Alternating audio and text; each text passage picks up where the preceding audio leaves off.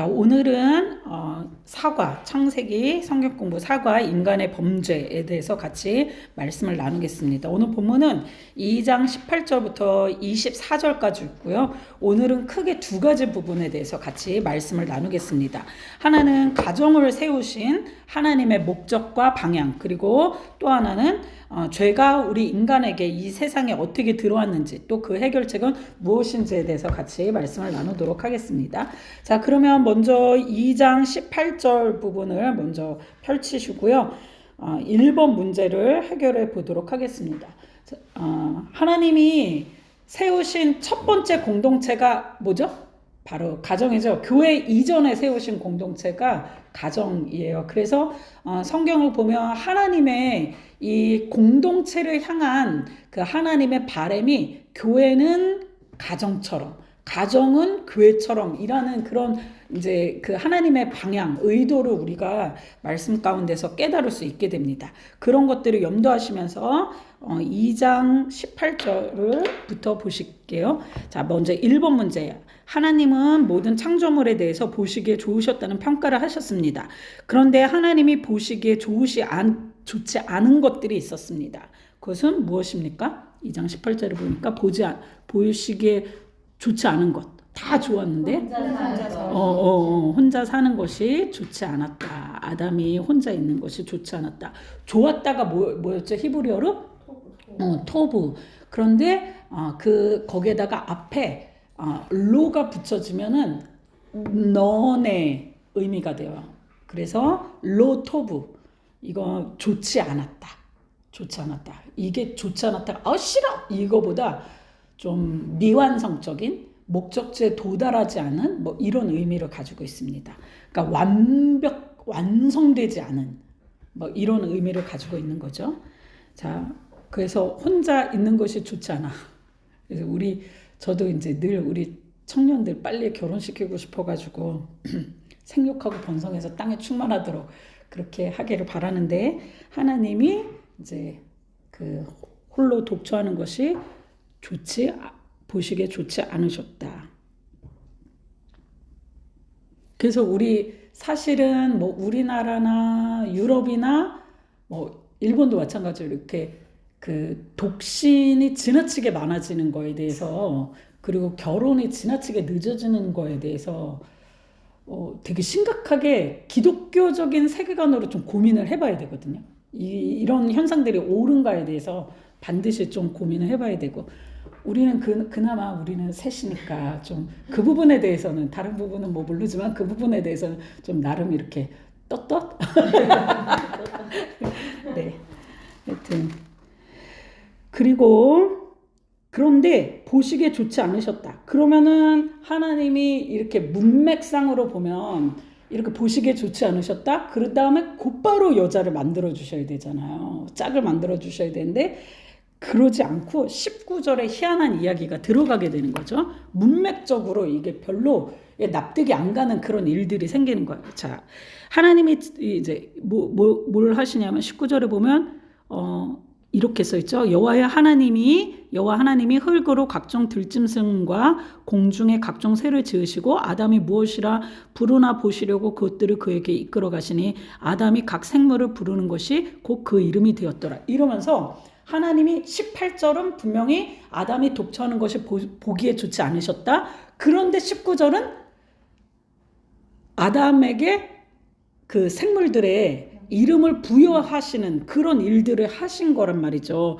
그 다음에 20절, 21절은 또 하와를 만드시는 그런 과정이에요. 그러면 19절이 우리는 생각하기로 19절이 뜬금없이 삽입된 구절이 아니라, 이것이 이 하나님이 여자를 만드시는 창조 과정 중에 하나님의 의도가 있다. 아담에게 이 이름을 짓게 하는 것이 하나님의 의도 가운데 하나라는 것을 우리가 예측할 수가 있잖아요. 그렇죠? 그럼 그것이 무엇일까 한번 생각을 해보세요. 뭘까요? 이름을 짓게 하는 거.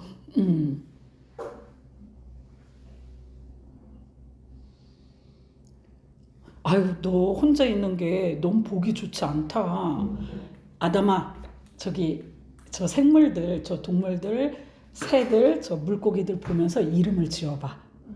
그리고 이제 너한테 짝을 지어줄게. 그러고서 이러신 거잖아요. 그러니까 순서상 문맥상으로 그러니까 납득이 안 되잖아. 근데 그러면은 그 이름 짓게 하는 게 그 창조의 과정 중에 하나님의 의도가 있는 그런 과정이라는 거지. 그래서 이 부분에 대해서 이제 어떤 목사님들은 이렇게 이야기해요. 아담이 이제 쭉 보잖아. 근데 하나님의 각종 짐승들을 짝으로 만드셨잖아요.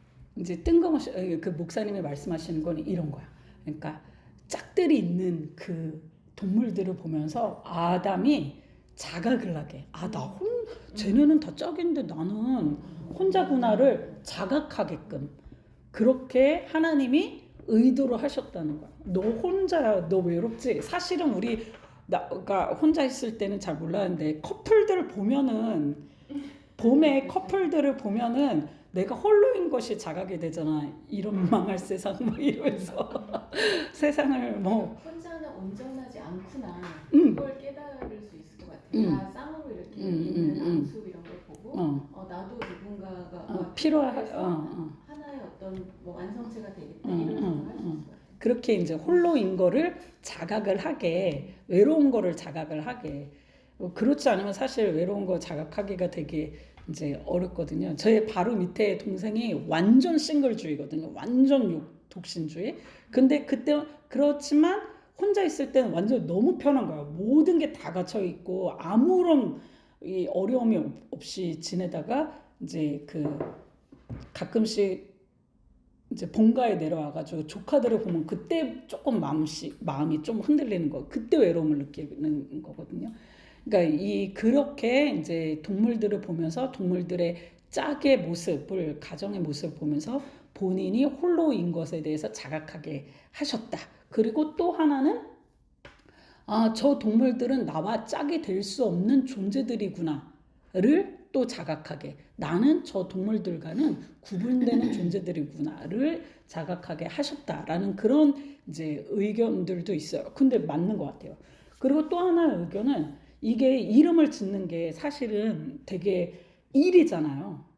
이게 아무것도 그냥 이름 붙이는 게 아니라 이름을 그 수많은 종류들에게 이름을 부여하는 게 엄청 일이에요. 장명소가 엄청 일이잖아요. 그것도 일이잖아. 근데 그 일들이 사실은 우리나라도 이 이름을 되게 중요하게 생각하지만 여기 이 유대의 관점에서 이름을 짓는다는 거는 그 개체의 속성을 파악하고 그 인생을 반영하는 게 이름을 부여해 주는 거잖아요. 여기 이름이 되게 중요하잖아. 그런데 그 짧은 시간들 동안 아담이 다 개체들 하나하나에 대한 속성을 파악하고 그 인생에 대해서 특징들을 파악해가지고 이름을 부여해준다는 거는 엄청 큰 일인데 그 일들을 잘 하나 보셨다잖아.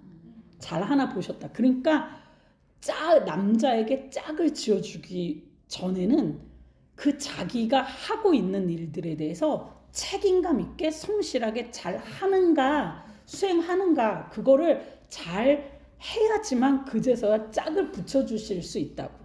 그러고 나서 이제 책임감 있는 가장이 되게 되는 것이죠. 이런 두 의견들이 있으시더라고요. 근데 저는 그 앞에 부분도 맞는 것 같고 뒤에 부분도 맞는 것 같아요.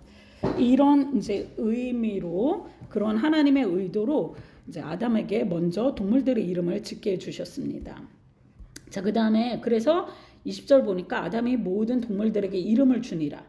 그리고 곧바로 또 아담이 돕는 배필이 없으므로 이렇게 이야기를 하죠. 그래서 21절에 보면 이제 그 수면, 깊은 수면 하게 하셔가지고 갈빗대 하나를 취해서 살로 대신 채우시고 여자를 만드셔서 아담에게 데리고 오신 거죠. 이게 이제 그 과정이죠. 3번에 아담에게 짝을 지어주신 과정이 그러하죠. 그래서 이 부분에 대해서도 어떤 그 의견들은 이런 의견이 있어요. 그 아담이 깊게 잠들게 하셨다. 딥슬립 이거를 죽음으로 표현하시는 분들이 있고 옆구리 그러니까 아담의 갈비뼈를 옆구리에서 가지고 오는 거잖아요. 거기에서 그거를 이제 예수님이 찔리신 그 고난으로, 고통으로 그렇게 표현하시고, 그래서 여자가 나온 거예요. 여자가 이제 성경에서는 교회로 표현이 되잖아요. 그래서 한 사람의 죽음의 희생으로 말미암아 여자, 교회가 탄생이 되었다. 이렇게 이제 영적으로 해석하시는 분들도 있는데, 그도 그럴 수도 있을 것 같아요. 근데 어쨌든 이제 이러한 모습으로 여자가 만들어졌고, 진짜 중요한 내용이 4번입니다. 아담에게 하나님이 하와를 짝으로 주시자 아담의 반응이 무엇입니까? 23절에 보니까 아담의 반응이 뼈의 중에 뼈에 살 중에 살이라. 그 여자 딱 보더니 딱 알아보는 거예요. 코끼리는 코끼리끼리, 새는 새끼리, 거북이는 거북이끼리 비슷한 것끼리 이렇게 짝져진 것을 보고서 내심 부러웠었는데, 이제 자기랑 너무 비슷한 존재가 내 옆에 짝이 된 거야. 그러면서 이제 감탄해가지고 노래를 하잖아요. 얘는 내 뼈 중에 뼈고 살 중에 살이야. 이러면서 이 말은 곧 뭐냐면 되게 시처럼 되어 있어가지고 뭐 느끼지 못할지 모르지만 이 내심 무슨 마음이냐면, 너는 나야. 넌 나야. 너랑 나랑 완전 하나잖아. 와, 나 같은 게 이렇게 이쁜 게, 나에게서 나온 이렇게 이쁜 존재가 내 사람이야. 이제 우리 하나야. 막 이러는, 너는 나고 나는 너야. 뭐 이런 느낌이잖아요. 하나. 근데 이 감탄이 나중에 어떻게 변하는지 한번 보도록 합시다. 그래서 그 둘이 이렇게 한 가정을 이루게 됩니다. 24절에 보면 이렇게 기록이 되어 있죠. 이러므로 남자가 부모를 떠나 그의 아내와 합하여 둘이 한 몸을 이룰지로다. 이렇게 기록이 되어 있죠. 그래서 자녀 양육의 목적이 이제 24절에 나오는 거죠. 그러니까 특히나 이제 요즘 우리 부모님들에게 되게 주는 교훈이 큰 이제 구절이 24절이죠. 그러니까 우리가 남녀가 만나가지고 결혼을 하면 그냥 그때부터 하나의 가정을 이루게 되는 거죠. 부모를 떠나게 되는 거죠. 성경에서 떠나는 거는 엄청 중요한 일이잖아요. 근데 요즘은 많이 떠난다 그렇게 하지만, 좀 요즘에는 그냥 양상이 바뀌었을 뿐이지 안 떠났다고 생각을 하거든요.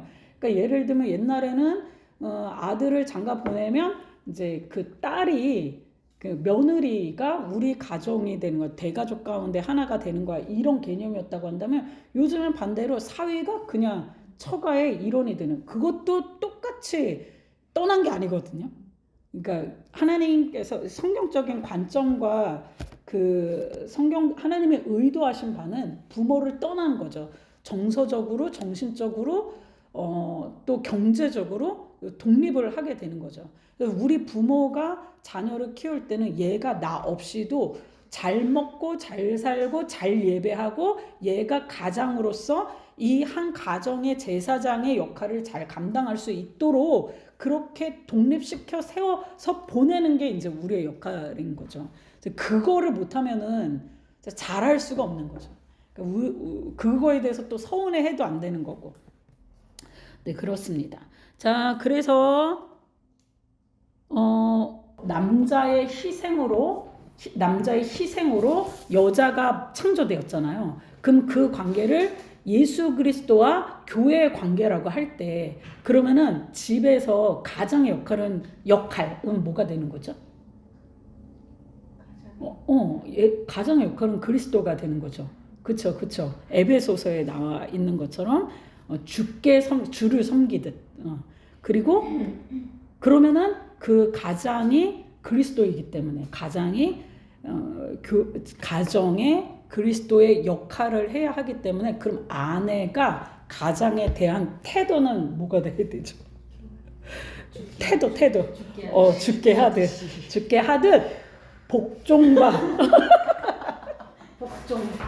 복종과 사랑을 다해야 되는가. 뭐 우리 못하고 있지만 어쨌든 말씀에서는 복종과 사랑을 해야 되는 거야. 사랑의 그 태도들이 있어야 되는 거야. 그래서 이런 게 이제 수없이 많이 우리에게 갈등이 되는 문제들이잖아요. 왜냐하면 대부분 여자들이 더, 저희는 아니에요. 저희는 좀 반대일 수 있는데, 여자들이 대부분 더 지혜롭고, 여자들이 대부분 좀 이렇게 멀리 내다보고 대부분 여자들이 더 이렇게 디테일하게 잘 생각할 수 있어서 남자들이 하는 거에 대해서 되게 답답하게 느껴지고 막 이럴 수 있는데 그런데 그럼에도 불구하고 우리의 헤드십이 남편이기 때문에 우리가 거기에 대해서 불순종하고 나무라고 쥐잡듯이 잡고 이러면 그 헤드십은 점점점 낮아질 수밖에 없고 그 가정 전체 질서가 깨트려질 수밖에 없는 게 이게 하나님께서 세우신 성경의 원리, 그러니까 가정의 원리거든요. 성경적 가정의 원리거든요. 그래서 좀 불만족스럽고 그리고 좀 마성에 안 차고 그래도 복종과 사랑의 태도로 남편에 대해서 그렇게 하는 게 맞고 옳다. 그리고 우리도 그렇게 훈련하지 않으면은 절대 그 남편의 역할이 제대로 수행될 수 없다. 그러면 남편의 역할은 뭐겠어요? 남편의 역할은 그리스도로서의 남편의 역할은 책임감과 헌신이죠. 책임감과. 그래서 어떤 목사님은 막 이렇게도 이야기하시더라고요. 남편들이 가끔 너무 속상해서 나를 돈 버는 기계로 보니 뭐 맞다고 돈 버는 기계 맞다고 그렇게 수고하고 땀 흘려서 그 액수가 중요한 게 아니라 수고하고 땀 흘려서 가족을 부양해야 하는 책임을 완수하는 그것이 가장의 역할이다. 그렇게 헌신하고 가정을 위해서 그렇게 헌신하고 힘을 다해서 가정에 대한 책임을 지는 게 남편이어야 하고 남편의 역할이어야 하고 부인은 그 남편의 노고에 대해서 그게 부족하더라도 그게 모자라더라도 절대적으로 복종하며 사랑을 해주는 게 그 부인의 역할이라고 그렇게 그리고 그거를 그대로 또 우리 자녀들이 본받게 된다고 그러는 것입니다. 그래서 아담에게 부인을 지어줄 때 아내를 지어줄 때 그 돕는 배필을 주겠다 그랬잖아. 이 돕는 배필이 에제르라고 히브리어로 쓰거든요. 이 에제르가 시편에 보면은 되게 하나님이 우리를 돕는다 할 때 에제르 단어를 되게 많이 쓰는 거예요. 그래서 이 에제르는 그냥 무슨 이렇게 그냥 지나가는 길에 내가 짐 들어줄게 이 정도의 에제르 아니면은 돕는 배필이라고 해가지고 무슨 수행 비서나 뭐 밥 해주는 사람, 빨래 해주는 사람 이 정도의 에제르가 아니라 영어로는 suitable helper잖아. suitable helper. 그러니까 반드시 필요한 조력자. 그 조력자가 없으면은 일을 완성 못하는. 그러니까 하나님이 그렇게 인간을 남자를 그렇게 창조해 놓으셨고 여자를 또 그렇게 창조해 놓으셨어요. 여보 저기 내 그 키 어딨지? 그러면 어제 거기 신발장 그 옆에 칸에다 놨잖아. 그러면은 바로 여기 앞에 있는데도 남자들은 못 찾잖아요. 근데 모든 남자들이 다 못 찾거든요.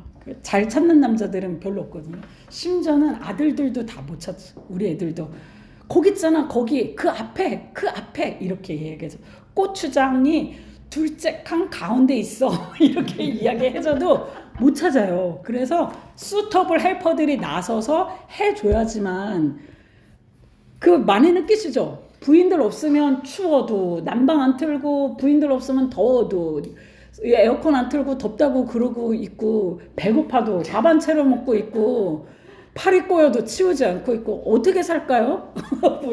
suitable helper죠. 그래서 적합한 조력자, 꼭 필요한 조력자. 그러니까 그냥 수행 비서나 아니면은 그냥 무슨 이 종의 역할이 아니라 반드시 원래 잘하는 사람이 부족한 사람들을 돕는 거잖아요. 그런 개념이라고 하면 안 되겠지만 그런 개념인 것 같아요. suitable helper. 이렇게 이제 이 하나님이 세우신 첫 공동체가 그렇게 이루어집니다. 자 그리고 그런데 이 가정뿐만 아니라 이 인간 세계에 죄가 들어오게 됩니다. 3장 5번부터 보시겠습니다. 아담과 하와가 범죄하기 전의 상태에 대해서 성경은 무엇이라 기록합니까? 뭐라고 기록하죠? 벌거벗었으면 부끄러워하지 네네네. 않았다. 이게 이제 죄가 들어오기 전의 상태예요. 벌거벗었지만 부끄러워하지 않았다. 어떤 수치심이 없었던 거죠. 그리고 온전한 자유함이 있었던 거죠. 이런 모습들이 있었는데 이제 문제가 생기게 됩니다. 6번 보니까 뱀이 여자에게 범죄를 하게 하는 과정은 어떠합니까? 이제 3장 1절에 보면 그런데 이런 접속사로 시작하죠. 그러니까 2장 전까지는 너무 좋은 거예요. 너무 좋은 거야. 너무 좋은데 3장 1절에 그런데라고 시작하면서 이거에 대한 반대의 상황이 이제 일어난 것을 보게 되죠. 여호와 하나님이 지으신 들짐승 중에 뱀이 가장 강교하죠.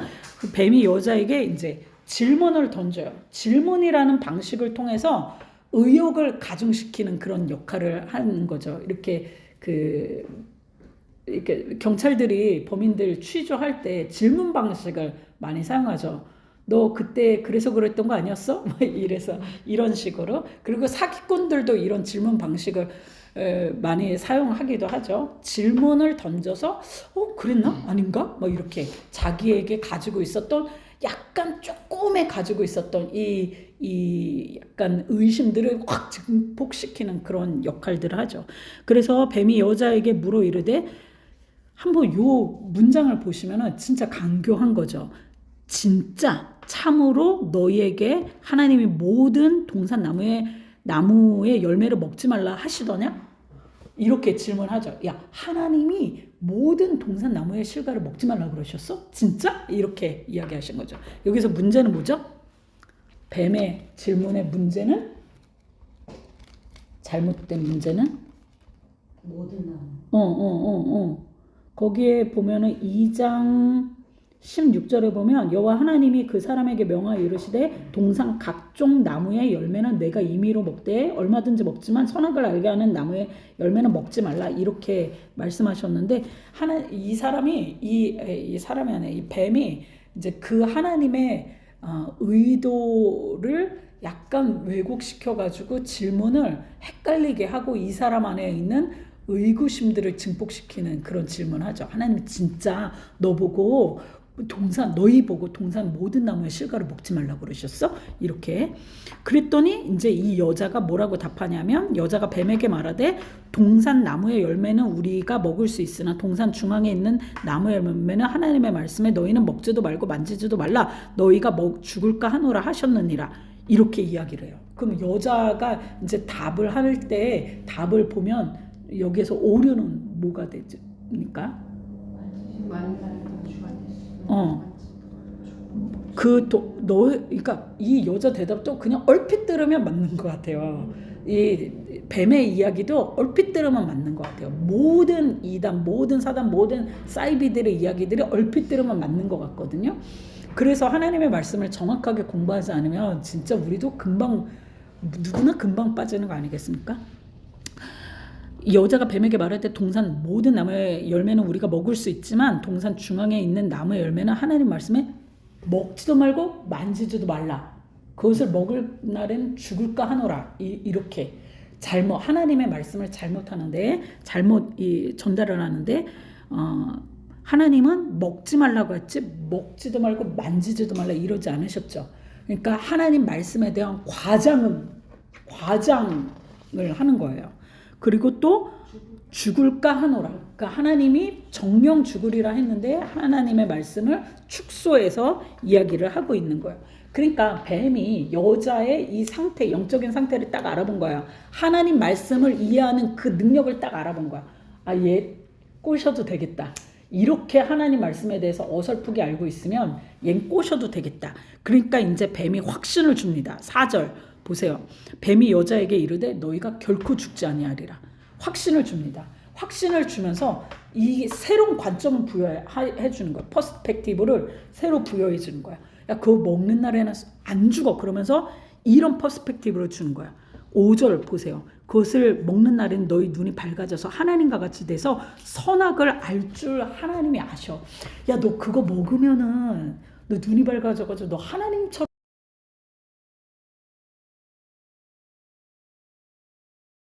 그러니까 완전히 이제 세계관이 흔들리는 거야 지금. 기독교 세계관이 흔들리는 거야 지금. 이 하와랑 아담이 둘 다 엄청 흔들리는 거. 그래서 우리한테 못 먹게 한 거였어? 우리가 하나님처럼 될까봐 우리에게 못 먹게 한 거였어?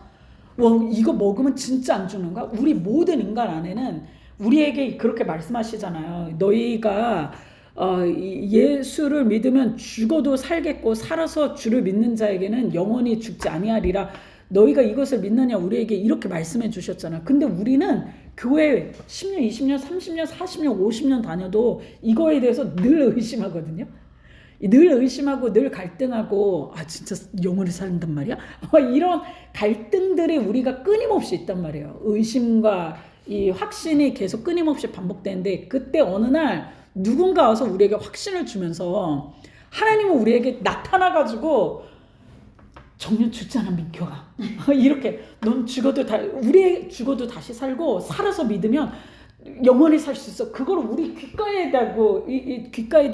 귓가에다가 말씀하시지 않잖아요. 우리에게 말씀으로만 주시잖아. 근데 어느 날 마귀가 와서 정령 죽지 않으리라 이렇게 확신을 주고 그런 새로운 퍼스펙티브를 부여해 줄 때 그게 얼마나 흔들리겠습니까? 얼마나 흔들립니다. 그래서 새로운 퍼스펙티브를 제공받고 나자마자 이 6절에 보면은 여자가 확 갑자기 변해요. 여자가 변해. 6절에 보면 이렇게 여자가 그 나무를 본즉 그전에는 생각이 없었단 말이에요. 그전엔 생각이 없는데 그 나무를 본즉 먹음직도 하고 보암직도 하고 지혜롭게 할 만큼 탐스럽기도 한 나무인지라. 그러니까 그렇게 보이는 거예요. 그전엔 그냥 지나가던 나무, 맨날 보았지만 아무 생각 없던 나무가 마귀가 이야기해주고 새로운 관점을 부여해주자, 확신을 주자 그 나무가 갑자기 먹고 싶어진 거야. 갑자기 이 탐스럽게 보이는 거야. 그래서 그 열매를 따먹고 자기와 함께 있는 남편에게도 주매 그가 이제 먹은지라 이렇게 된 거죠. 그리고 이때부터 이제 죄가 시작이 되게 된 것입니다. 자, 그러면 7번 문제를 보시면은 하와가 범죄할 때 아담은 어떤 역할을 했습니까? 이게 이제 궁금하잖아요. 그래서 통일교에서는 여자가 범죄해서 이제 이렇게 죄가 들어왔다고 여자를 되게 타락한 존재로 여기거든요. 그래서 제가 뭐 얼핏 듣기로는 글로 본 게 아니라 이거 말로 들어가지고 이게 확실한지 아닌지 모르지만 이 결혼식 때 뭐 남자가 여자 곤장을 때린다든가 하여튼 뭐 그러니까 체벌을 한다든지 체벌을 한다던가 뭐 그런 게 있었던 것 같아요. 그러니까 여자로부터 시작된 원죄를 사하기 위해서 무슨 그런 비슷한 그런 거를 했던 것 같아요. 이제 그렇게 들었었던 것 같아요. 어쨌든 이제 여자 이렇게 글로만 보면 성경을 보면 여자로부터 죄가 시작돼서 여자 잘못이지 왜 로마서에서도 그렇고 성경 계속 아담이 범죄하여 이러나 우리 이제 이런 의문이 들지 않나요? 네, 그런 의문이 들지 않나요? 듭니다. 네. 답해 보세요. 그럼 어떻게 생각하셨어요?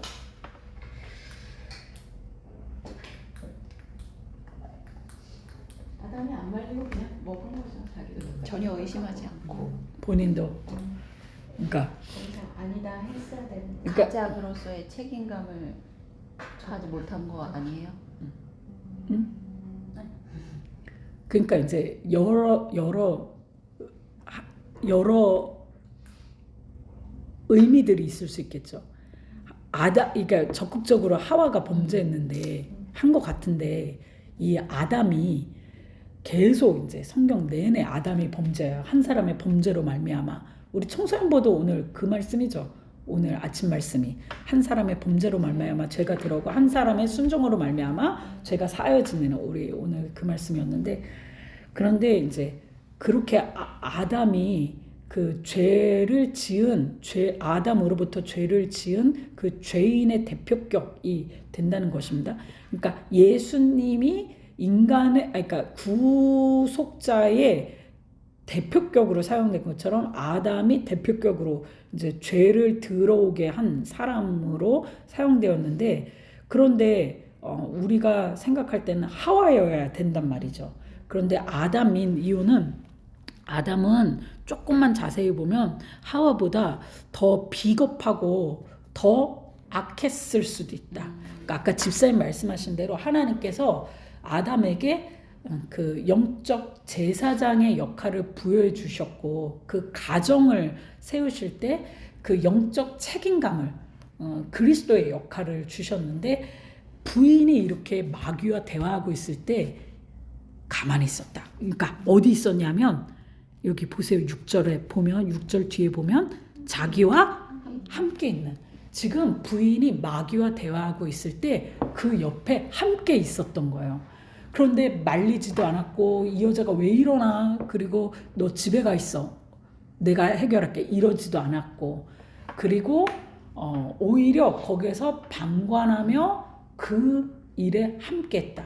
오히려 어떻게 보면은 부인이 넘어갈 때 부인 보호해주지 않았고 마귀랑 이야기할 때 보호해주지도 않았고 아무런 책임감 없이 그 죄에 동참하게 된 그 아담의 모습이 더 적극적인 죄인의 죽나 안 죽나 보고 안 죽으니까 자기 죽는 거 아니에요?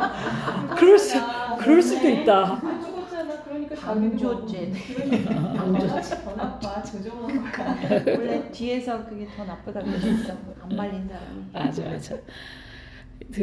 그래서 이제 이 아담이 그 죄인의 대표격으로 사용된 거에 대해서 진짜 거부할 수 없다는 거죠. 그리고 8번 보니까 아담과 하와가 범죄하자 당장 어떤 변화가 생깁니까?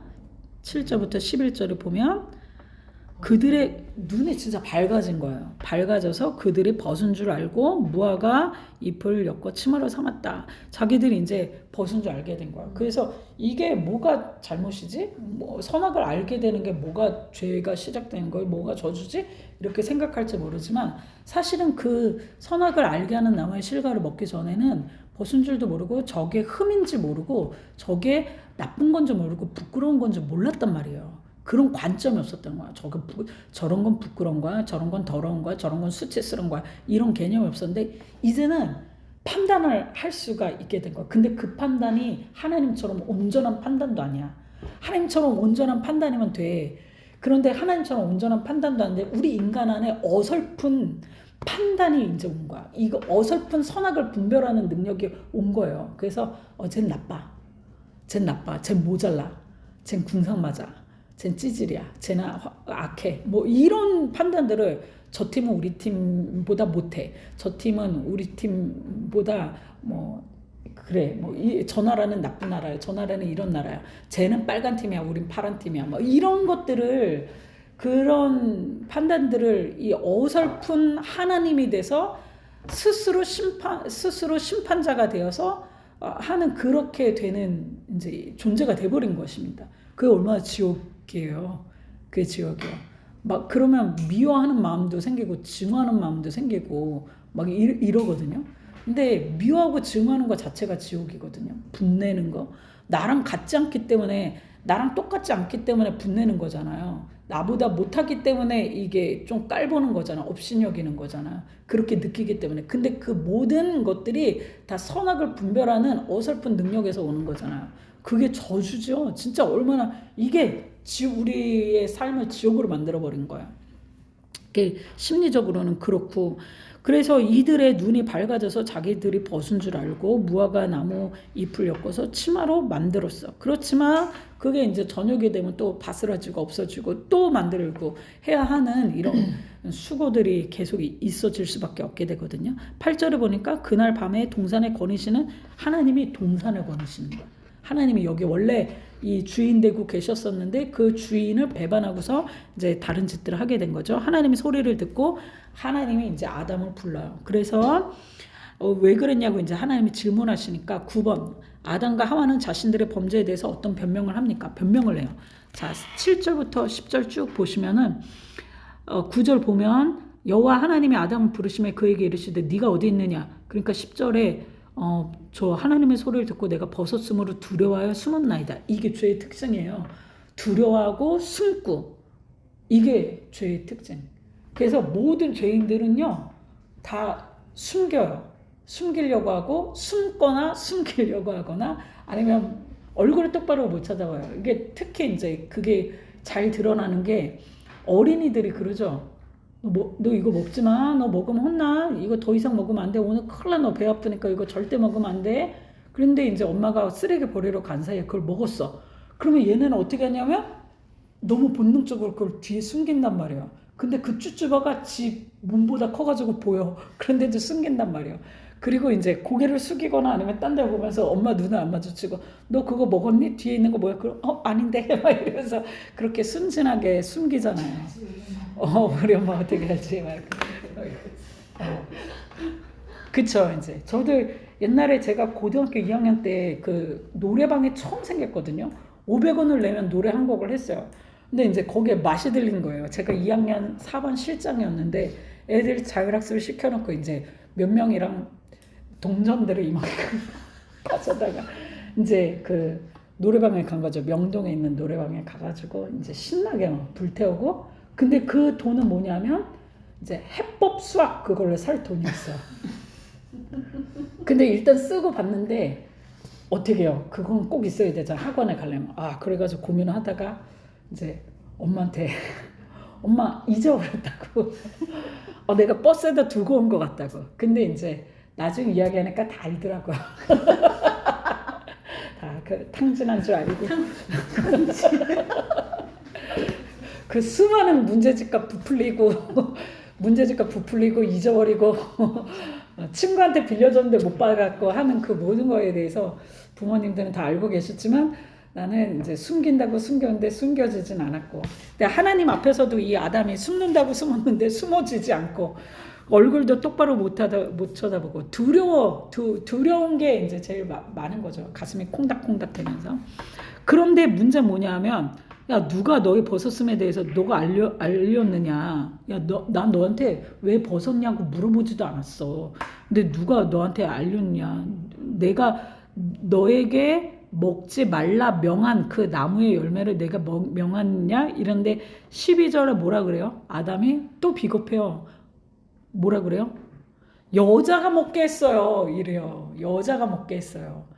이 여자는 원래 2장 하반부에 보면은 어떤 여자였죠? 너는 내 살 중에 살이고 뼈 중에 뼈야. 너는 나야. 나는 너는 너가 나야. 이랬었는데 결혼할 때는. 지금 네 때문에 내 인생이 이렇게 됐잖아가 되는 거야. 너를 만나고 나서 되는 게 하나도 없어. 이렇게 돼버린 거예요. 지금. 또 약간 하나님이 원망하는 게 하나님이 주셔서 나랑 함께하라고 한 그 여자가. 그렇지. 그래. 그렇지. 그렇죠. 모든 게 자기 책임이 아닌 거죠. 모든 게 자기 책임이 아니고 다 떠넘기는 거죠. 그리고 13절에 보면 여자에게도 그렇게 말씀하세요. 그랬더니 여자가 또 그렇게 이야기를 해요. 뱀이 나를 꿰어서 그렇게 이렇게 됐습니다. 그러면서 또 여자는 뱀한테 아니요, 쟤 때문에 그랬어요. 제가 친구 잘못 만나가지고 그랬어요. 이렇게 또 이제 죄를 진 것을 다른 사람 핑계를 대죠. 모든 사람들이 사실은 다 그래요. 다 그래. 진짜 생각을 한번 해보시면 모든 사람들이 저 때문입니다. 이런 사람들은 진짜 별로 없어요. 엄청 성숙한 사람이 저 때문입니다. 제가 부족해서 그러죠. 이렇게 되지 거의 대부분의 사람들은 쟤 때문에 그랬어요. 제가 네가 시켜서 그랬어요. 막 이렇게 이게 이제 인간의 적나라한 본연의 모습, 죄인의 본연의 모습이 되게 되는 거죠. 그래서 하나님이 이제 벌을 주십니다. 자, 10번 심판하십니다. 하나님은 범죄한 인간과 뱀에게 각각 어떤 심판을 내리십니까? 14절 뱀에게는 배로 다니고 흙을 먹게 되고, 그리고 15절에 또 여자와 원수가 되게 하고 내 후손도 여자의 후손과 원수가 되게 할 것이다. 여자의 후손은 내 머리를 상하게 할 것이고 너는 그의 발 뒤꿈치를 상하게 할 것이다 라고 하면서 갑자기 여자와 여자의 후손이 나와요. 그렇죠? 그러면 이 여자는 앞에 말한 이 여자는 모든 인류의 죄인된 그 인류의 대표적인 그 단어로 상징하는 것임을 우리가 알 수 있겠죠. 그럼 여자의 후손은 뭐죠? 여자의 후손은 바로 예수님을 말하는 것이죠. 그러니까 이 세상의 모든 사람들은 후손들은 다 아버지의 후손이죠. 그래서 백승환의 아들 저기 이렇게 우리 5 식구 있는데 길선이의 아들 백지호예요 이러지 않고 백승환의 아들 백지호예요 이렇게 이야기를 하죠. 그리고 그 족보에도 그렇게 쓰여지게 되죠. 다 모든 그 가계들은 아버지 위주로 후손의 이름이 쓰여지게 되는데 여기에서는 유독 여자의 후손이라 쓰여집니다. 이 세상에 여자의 후손, 여자로부터만 나온 그 아들의 이름은 예수님밖에 없습니다. 그래서 성령으로 잉태된 예수님의 말씀을 하는 것입니다. 그래서 이 3장 15절은 죄인된 인간을 구원하시기 위한 하나님의 첫 구속의 메시지, 구원적 메시지가 이 3장 15절이 되게 되는 것입니다. 그 뒤에 또 이렇게 이야기해요. 여자의 후손은, 그러니까 예수님은 내 머리를 상하게 할 것이요. 뱀의 머리를 상하게, 뱀을 죽이려면 꼬리를 잡으면 어떻게 돼요? 그러니까 뱀이 곧바로 뒤돌아서 공격을 하잖아요. 그러니까 뱀 잡을 때는 뱀잡이들이 이렇게 이런 지팡이로 머리를 딱 공격을 하잖아요. 그러니까 머리를 집어야지 다 잡는 거잖아요. 그러니까 머리를 상하게 한다는 거는 예수님이 마귀에 대해서 완전한 승리를 이루신다는 것을 말씀하시고, 뱀은 예수님의 발 뒤꿈치, 예수님에게 잠깐의 고난만 해할 것이다 라는 것을 말씀을 하시게 됩니다. 자, 그 다음에 여자에게 주신 고통을 심판은 뭐죠? 16절 임신하는 고통을 크게 하고 임신하는 고통, 수고해서 자식을 낳고 남편을 원하고 남편의 다스림을 받고. 남편을 원하고 되게 슬픈 말인 것 같아요. 이게 디자이어거든요. 디자이어. 그러니까 남편 필요하죠. 남편 필요해. 근데 이 디자이어가 되게 엄청 막 갈망하는 거잖아요. 가끔 떨어지고 싶은데. 근데 이제 본능적으로 이제 하나님이 그렇게 여자에게 결혼하고 나서 더 남편에 대한 디자이어를 하게 하신 것이죠. 그리고 남편의 다스림을 받게 됐고, 이게 이제 여자에게 주신 심판의 내용입니다. 맨날 이걸로 경쟁하잖아. 나는 애 낳잖아. 나는 군대 가잖아. 자, 그럼 남자에게는 어떤 심판을 하셨죠? 수고해야지 그 소산을, 평생 수고해야지 소산을 먹을 수 있는, 그 전에도 일은 하긴 했지만, 그렇지만 이제는 저주받은 피조계에서, 저주받은 땅에서 이 전과는 다른 그런 수고와 땀 흘림이 있어야지만 내 가정을 먹여 살릴 수 있는 그런 존재가 되게 된 것이죠. 뿐만 아니라 18절도 가시덤불과 엉겅퀴를 낼 것이다 이러면서 사람뿐만 아니라 모든 피조계도 함께 저주받은 것에 대해서 알 수가 있습니다. 자, 그런데 11번에 보면 범죄한 인간에 대해 하나님은 어떤 대책을 마련하십니까? 15절과 17절을 보면, 14절, 17절을 보면 15절, 21절 범죄한 인간에 대해서 하나님은 어떤 대책을 마련하시죠? 그들이 처음에는 자기 스스로 부끄러움을 가리려고 스스로 옷을 만들어 입었지만 그게 한계가 있더라. 저녁이 되면 또 그게 바스라지고 또 없어지고 눅눅해지고 이게 온전히 가릴 수도 없었더라. 이게 이제 우리 자력으로 우리의 죄를 감추고 우리의 죄의 부끄러움을 감추고 우리의 수치를 감추려고 우리가 자력으로 노력을 하지만 그게 한계가 있는 거에 대해서 이 무화과 치마가 이야기를 해주는 거죠. 사실 우리가 되게 선행과 어떤 열심히 교양을 쌓고 착한 행위를 하고 이런 것들로 되게 좋은 인간이 되려고 노력을 하잖아요. 근데 안 되잖아요. 안 되잖아요. 그런 것들로 내 죄가 본질적인 죄가 해결이 될 수가 없잖아요. 절대로 안 되거든요. 인간은 진짜 죄인이거든요.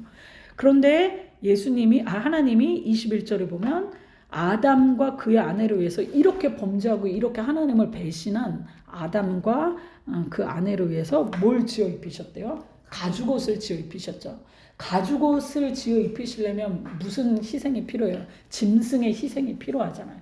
짐승을 찢어 죽이셔서 그리고 마치 하나님 앞에 제사를 올려드리는 것처럼 그것들을 다 처리하신 다음에 그것으로 옷을 만들어서 그들의 수치와 그들의 부끄러움을 가려주신 거죠.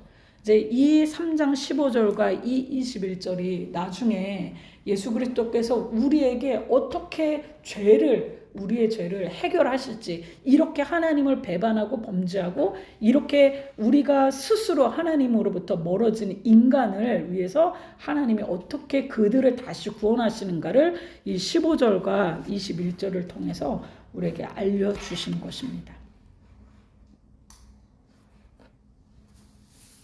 자, 오늘 이렇게 하나님께서 가정을 세우신 부분, 하나님의 그 의도로 가정을 세우신 부분, 그런데 인간이 어떻게 하나님을 배반하고 또 그 죄가 우리 가운데 들어왔는지, 세상에 들어왔는지, 그리고 하나님은 그것에 대해서 포기하지 않으시고 다시 그 범죄한 인간들을 위해서 구원의 역사를 시작하시는지에 대해서 같이 배웠습니다. 다음 주에는 가인 그 후손에 대해서 같이 말씀을 나눠볼게요.